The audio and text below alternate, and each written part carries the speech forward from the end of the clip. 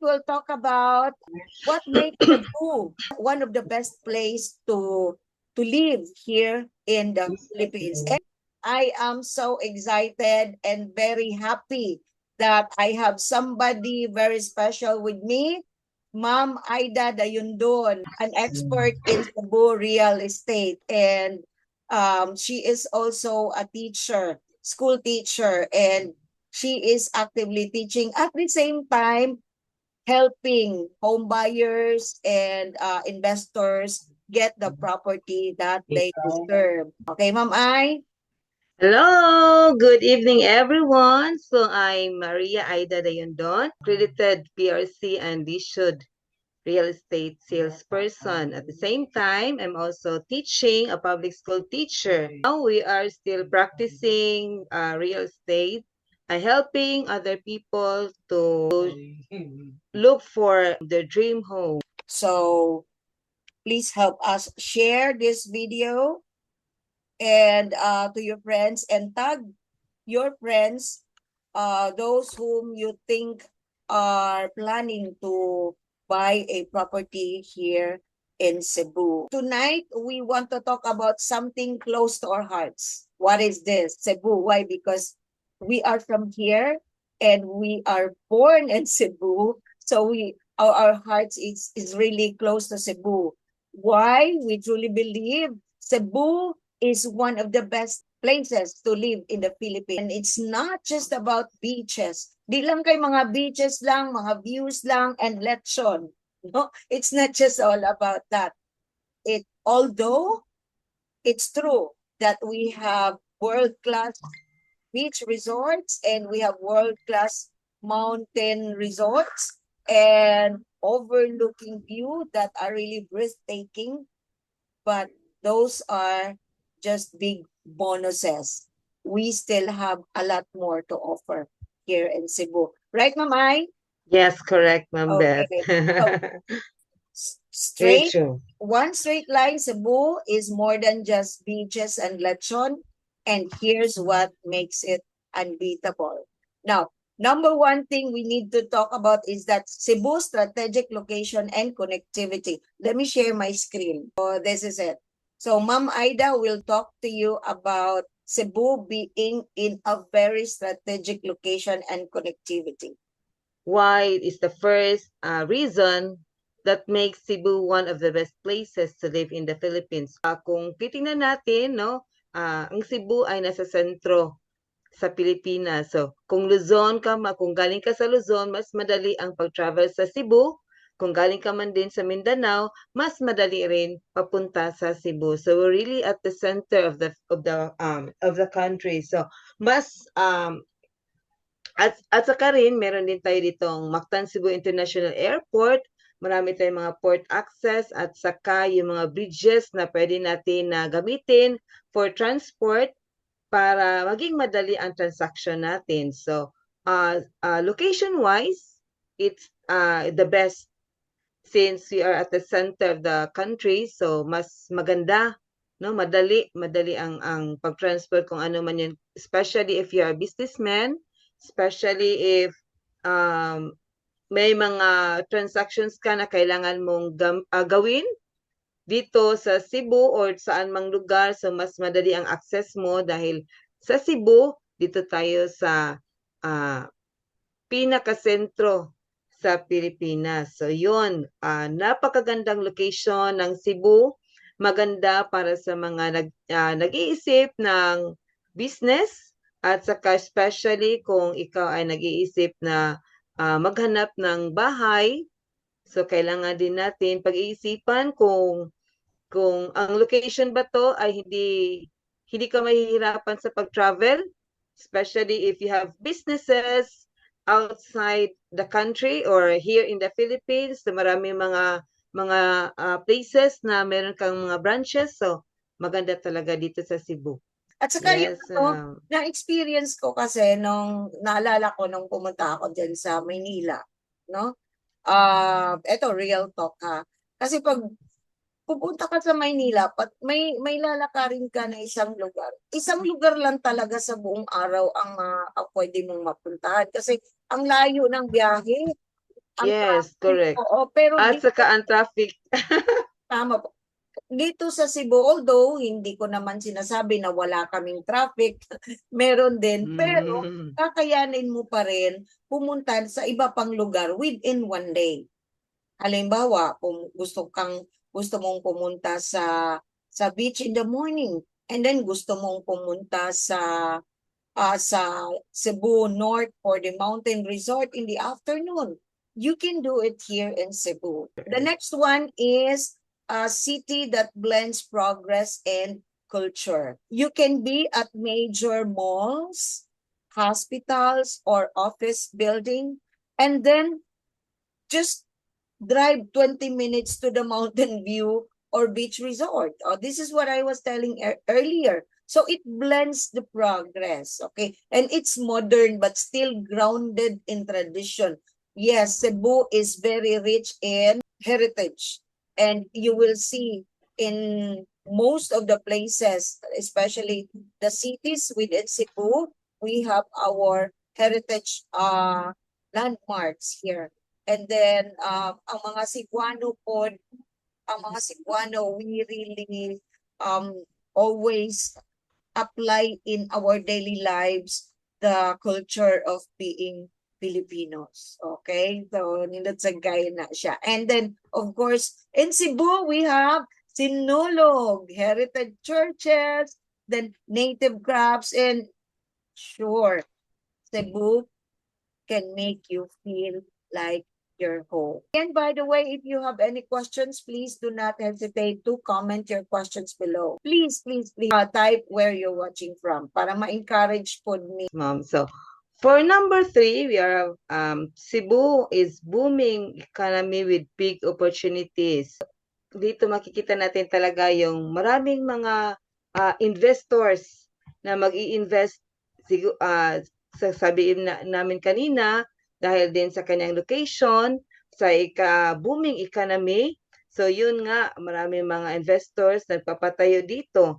Example lang dito yung mga BPOs natin.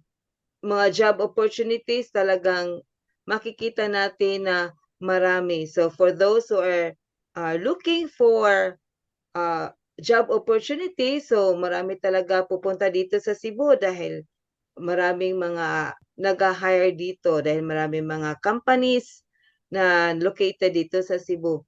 I also have experience BPO, working in BPO, Ma'am Beth. So it's Yes.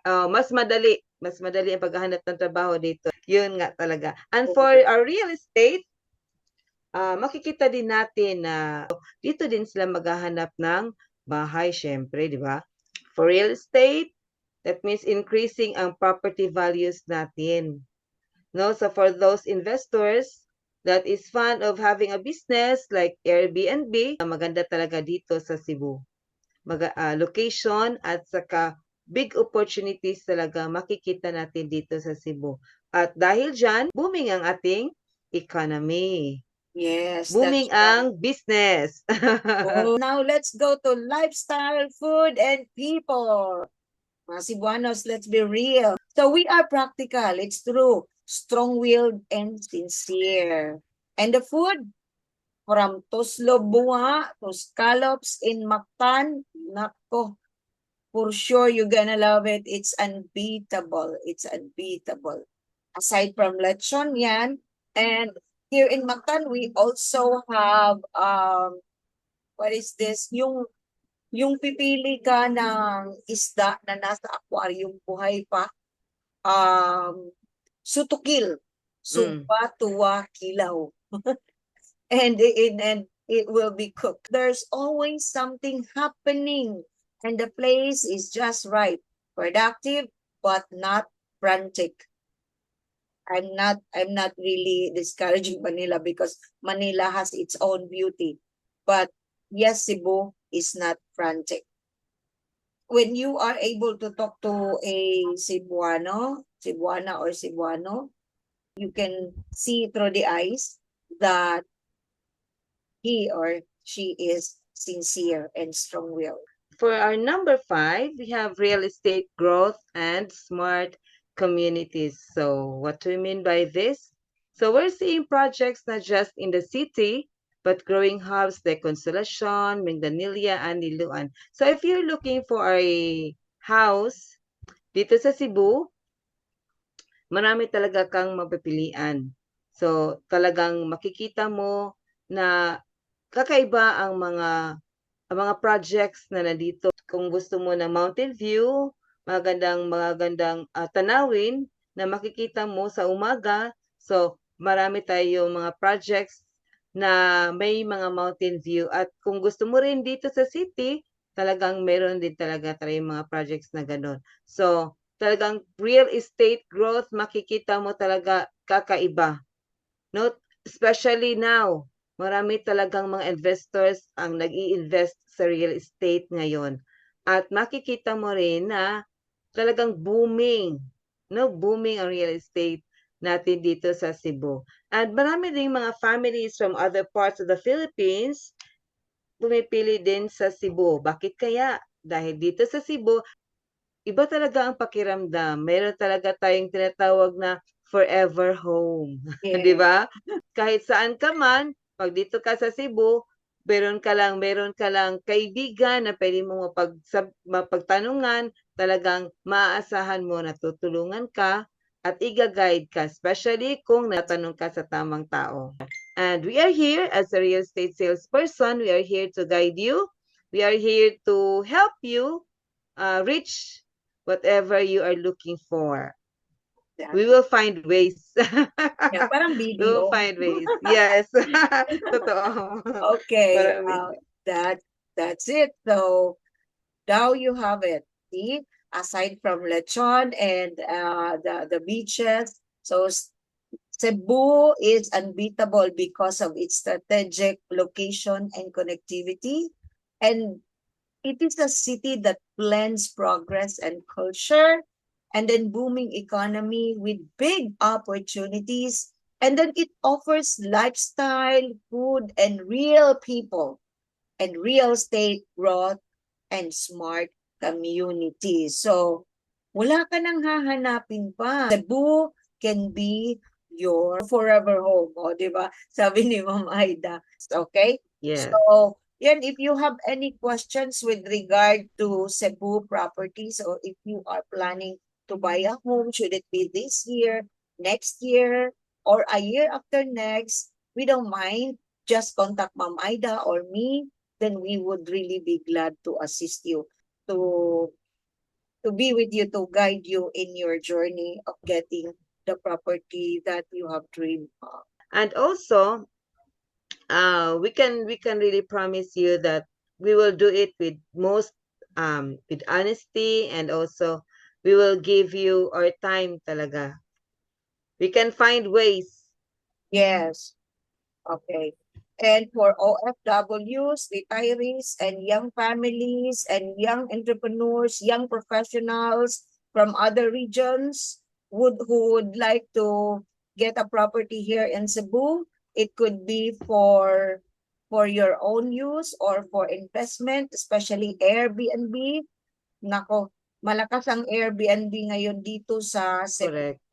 Oo. Yes, totoo yan, Ma'am Beth. It is a guaranteed ROI, basta meron lang talagang mapagkatiwalaan na mag-aalaga. And then we can also refer you to somebody, property management, who can be trusted. Just contact us and we know who can help you on that.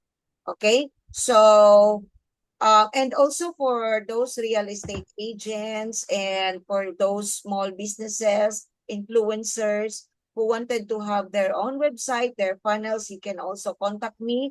I would be glad to assist you. I do branding, website design, and funnel strategies. Okay? So please comment below for your favorite place in Cebu.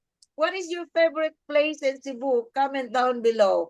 Okay, sa mga taga Cebu, i-comment sa diha o unsay nganong naa ka diri sa Cebu, unsay mong ganahan diri sa Cebu, o di ba? Thank you so much, Ma'am Aida, for being with me. So Thank you, Ma'am hopefully Beth. we can also do live again together, and if you do live, I can also be with you. Kung mag-invite ka, Yeah, would of be course, of I would course. be willing to to also collab with your live. Okay. So thank you so much for being with us. And that's it. This is Beth Gusho and I'm Maria Aida Dayandon. your trusted real estate salesperson in Cebu.